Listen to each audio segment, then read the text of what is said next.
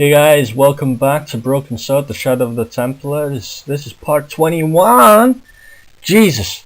We just came back from Ireland where we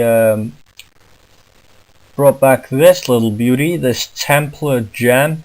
We also went into a dig site where this guy called Pegram was digging, and we saw a picture, inscription type of thing, of a picture of a hangman, and underneath it Montfaucon. So let's talk to Nico about Pegram. What do you know about Professor Pegram? I've seen a television program, Pegram's Past.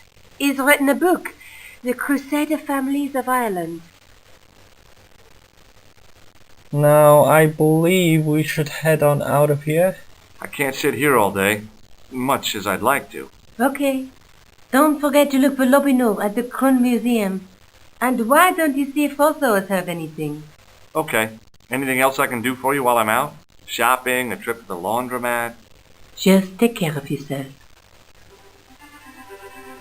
Now, I would go to the police station and talk to Rosso, but he has nothing that interests me. And in fact, he kind of pisses me off. So let's head to the Crew Museum. There's no point talking to her, Rosso, or anyone like that. I just like to get to the shit. Yep, Music Croon. Let's talk to Andre Lobineau. Andre Lobineau. Walk a bit quicker. Why don't you run now, George? Okay, there he is. Lovely looking man. He's a thin-faced, pallid guy with a questionable taste in outlandish clothes. My mother used to dress like that. Let's have a word with the historian. I beg your pardon. Are you Andre Lobineau? That's me. You want my autograph? No. I was told you may be able to help me. Help? My name is George Stobart. I'd like your professional opinion. Well, okay. Shoot. Shoot. Let's ask about this hanging man picture. Does the name Montfaucon mean anything to you?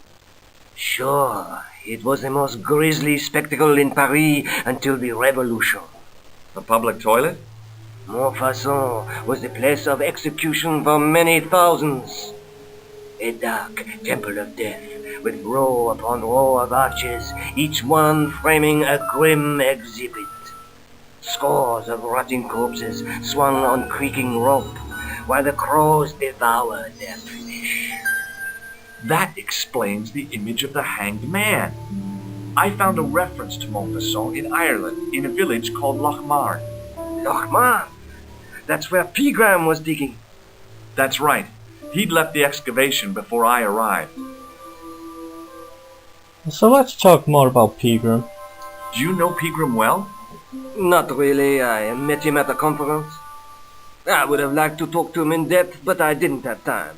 When was this? Oh, back in the summer, July, I think. The second week of July? Maybe. Yes, it was, just before Bastille Day. So Pegram was in Paris at the same time as the other victims. Pardon? Victims of what? Nothing. Just thinking aloud. Very interesting. Let's get back to the hanged man, Montfaucon. Where was the site of Montfaucon? To the northeast, near the Canal Saint-Martin, but there's nothing there now. The old gibbet was torn down during the Revolution. Revolution.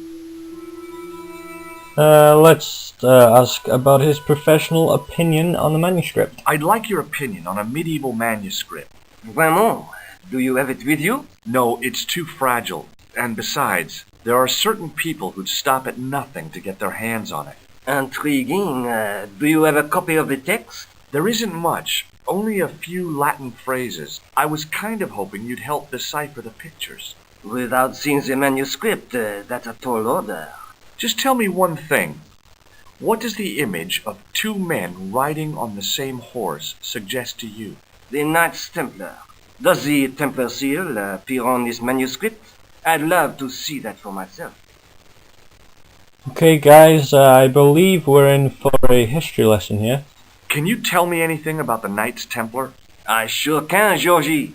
Soldiers, diplomats, mercenaries, monks, bankers, you name it, the Templars fit the bill. The greatest fighting force in Christendom, the militia of Christ. Jeez.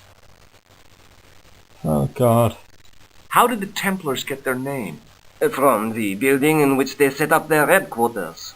The King of Jerusalem gave them part of a mosque on the Temple Mount. It was said to have been the site of the original Temple of Solomon. The order became known first as the Knights of the Temple, and later the Knights Templar. You're a mine of information, Andre. Glad to be of help, Georgie. Normally I'd be very interested, but I've heard all this way too many times, but for you guys, I'll go through it again. How come the Templars became so wealthy? There was a constant stream of new recruits to their ranks, many from noble families. They were required to swear a sacred oath of poverty, chastity, and obedience. So, their money, goods, and lands were donated to the order. The Templars soon held land in France, Scotland, England, Spain, most of Europe, in fact. The poor Knights of Christ became the wealthiest power in Christendom. Is it true the treasure of the Knights Templar was never found? Who knows? So little knowledge of what really happened remains. Or, if it does, the truth has never been made public. What do you mean by that? The Templars have attained mythological status, like the King Arthur of the Britons. There are people even now who say the Templars still exist. Do you think that's likely? No, not for a minute. Ah, that was quite the history lesson. Thank you, Andre. The manuscript is being looked after by a friend. In Paris? Yeah, not far from here, in fact. Well, just give me the address and I'll come round and take a look. I'm not so sure about that. Maybe I should check with her first. A female friend? Yeah, she's a woman. Maybe it was my imagination, but I noticed a predatory look in his eye. Suddenly, this friendly historian had turned into the big bad wolf.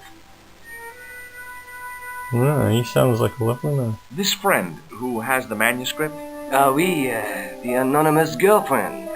she lives at 361 Rue Jarry. I know it well. I'll drop by. Just as soon as I can. Thanks for your help, Andre. You're welcome. Well guys, I think I'll wrap things up here. I'll see you guys in the next part. Farewell.